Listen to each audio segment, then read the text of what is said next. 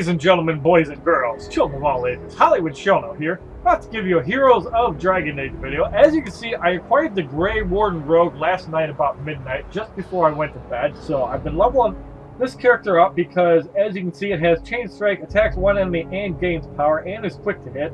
And unlike the Dalish Warrior, who does have a little bit more power, it's a normal to hit, so very advantageous for fights. And also I have the Wintersend Dragon, which I've been leveling up, and unfortunately it doesn't have that good a health. However, the fact that it's quick to attack, you can definitely get off some cheap hits. And one thing to make note of, it's very important to work on consuming your units because you can get that critical chance up. And the Carta Assassin is also available from map 4 if you don't get the Grey Warden Rogue.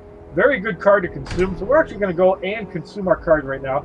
Very important as well because some of your income is also from double damage hits as you get 20 gold and up for more double damage shots. So we're going to sacrifice 2 of these rogues.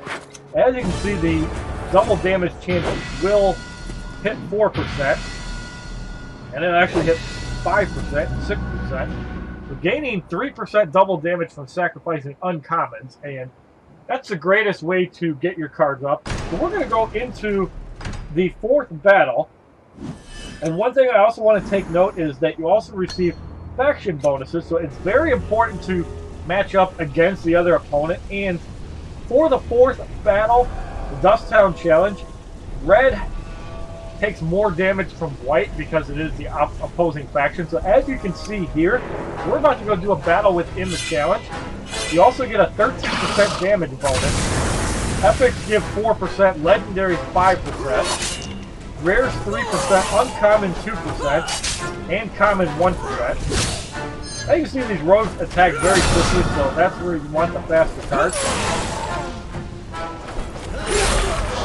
And having an opponent that slows really helps because that'll mean the normal characters will attack faster. So didn't get off too many hits there, as I do have 2 units that do all damage. But as you can see, you do get bonus money for attacking said cards. And that is another card you can also receive from doing this quest. So now when we take this into another battle, we're going to do map 3, which is even easier. And the Brazilian Challenge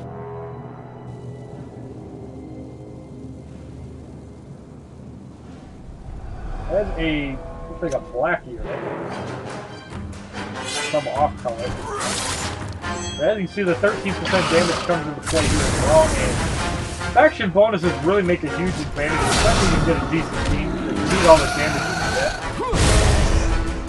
get. As you can see, a double damage shot gives you 20 gold. And if you get a multiple, it's 25 and beyond. And it really turns the battle and fight. So you definitely want to strive for that. As the Grey Warden Rogue hits level 5. And I receive a Sylvan. So now we're going to do a couple battles. And this is probably another source of income. And it's probably a better source of income than actually doing quests. But you run more risk. One thing to take note of when you're doing battles, obviously the power of the cards comes into play. But once you're winning the majority of your fights, you got to hit the question mark. And you can see the level of the cards. And you can tell here, don't mess with this fight. And this fight here, you've got a Stroud and a Shriek Alpha. So if the Revenants go down and the Wintersend Dragon goes down, it should be an easy fight. We're going to give it a shot here. As long as we don't get double damage into Oblivion, we should be alright.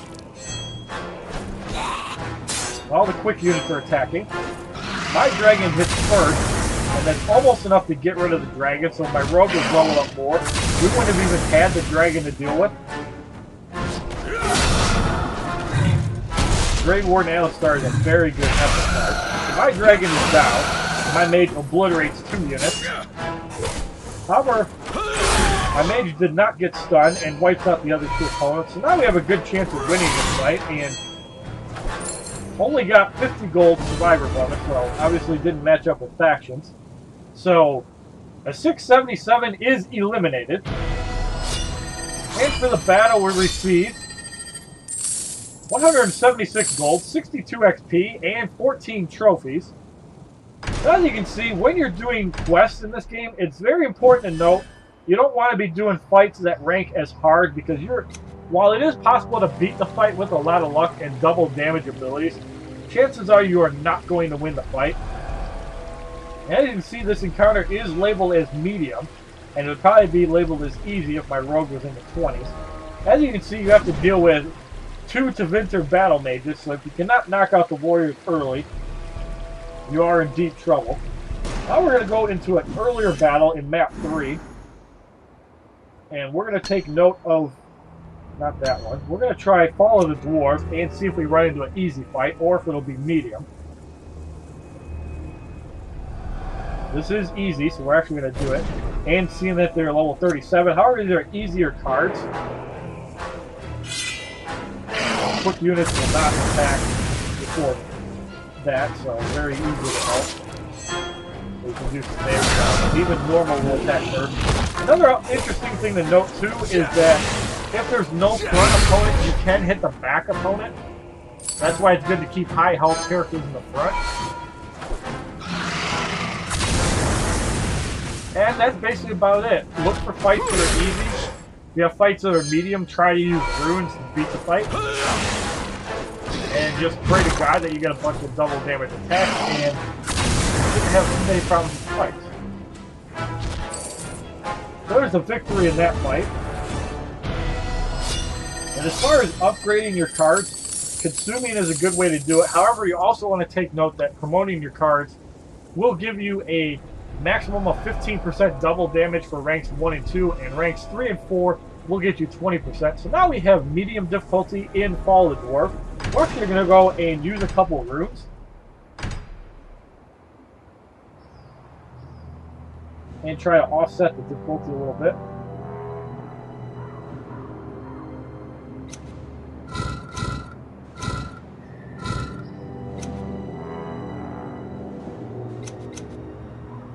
We don't have any health runes. Yes, we do. We have a rune of health, and we have a rune of power. So now we're going to activate both of those.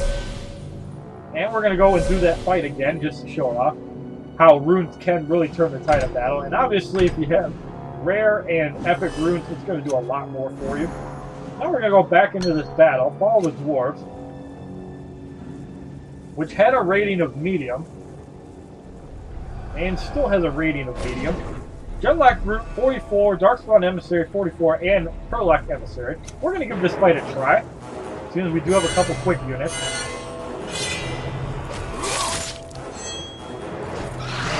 And double damage with the dragon is a big help.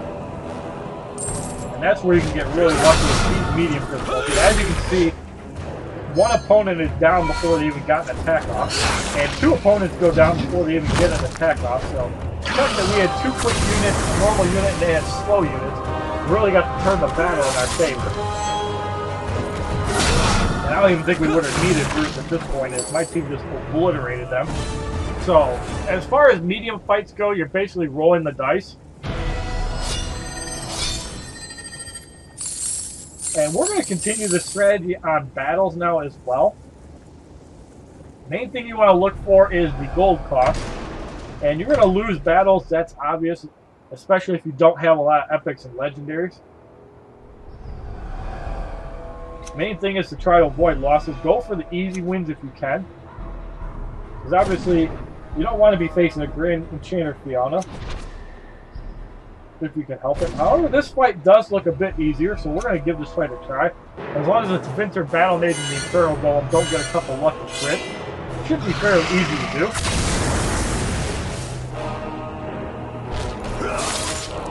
Golem's obviously going to get an attack off this round. However, Grey Warden Alistair thins out the front line, and that'll make a huge difference, especially if my mage attacks first. No, he does not. And the Golem pounds out the dragon. However, my mage does get a double damage shot and wipes out the other enchanter. And that'll make this fight easier. So a lot of it depends on luck and what happens in the fight. As you can see, if you gauge your fights, take your time. You're not going to have a problem with a lot of fights. And if you go for the easy victories, it's an easy 200 gold every time. And that is how I recommend doing the fights. Don't try to climb your way up to the top really quickly. As you see, Gate Guardians are very powerful cards, and I don't like messing with them. Let's skip that fight. Skip that fight.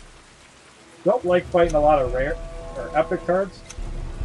And the gold value usually shows 252, 153. However, it's an Aveline Valen, that's more of a tank card. However, we have a Drake, a Dalish Arcane Warrior. However, the Wintersend Rock Wraith is 7, so we're going to give this fight a try. We can take out the Wraith right away. That'll help a bit, avoid stuns. Now, if my quick opponent attacks the Wraith, he's gone, but unfortunately he doesn't. And my Dragon is down. Now it depends if the Drake attacks first. The Drake does attack first with double damage. That is huge and it wipes everybody out.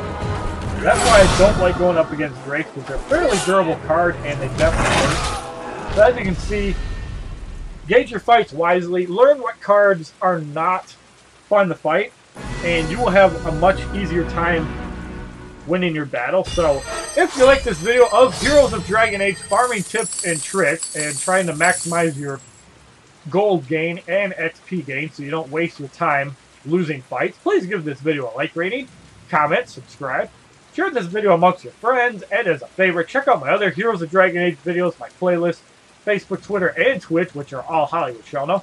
And have a wonderful day, kids.